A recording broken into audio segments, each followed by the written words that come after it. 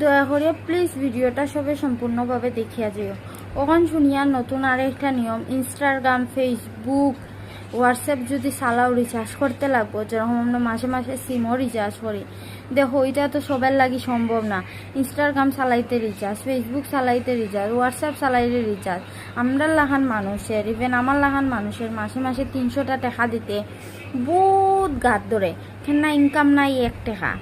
আর social media যারা income করে টাকা, তারা পারবো ইনস্টাগ্রাম ও ফেসবুক ও হোয়াটসঅ্যাপও তারা টাকা দিতে। এটা মেটার ডিসিশন কি মাসে মাসে রিচার্জ করতে লাগবো। ওই 3টার থেকে 3টা যদি অ্যাপ চালাই, সিমও যেরকম রিচার্জ করি। দেখো যারা সোশ্যাল মিডিয়ার থেকে ইনকাম করে মাসে মাসে 20,000, 30,000, 50,000, তারা এক সময় পারবো। কিন্তু আমার লাখান মানুষে, মিডিল ক্লাস মানুষে, আরও বহুত মানুষ আছে পারতো না।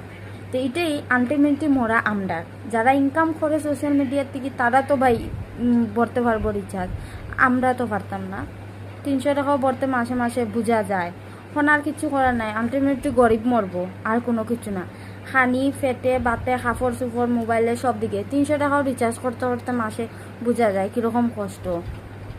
আর 3টা অ্যাপসও রিচার্জ দিলাম মাসে মাসে, দামালি হতা নেই।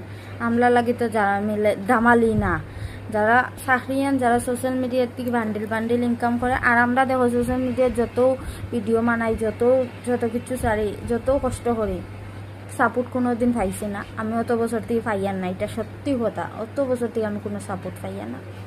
তার লাগে আলটিমেটলি একটু ভিডিও দেখি শখের লাগি, কিন্তু এটাও দেখা বন্ধ করতে লাগবো এখন যেটা অবস্থা দেখে। তো এটাই আমার কথা আছে। যদি ভিডিওটা তোমরা কাছে ফসিয়া থাকে, দেখিয়া থাকো, তোমরা ডিসিশনটা জানাইও তোমরা কি তেমন নয়।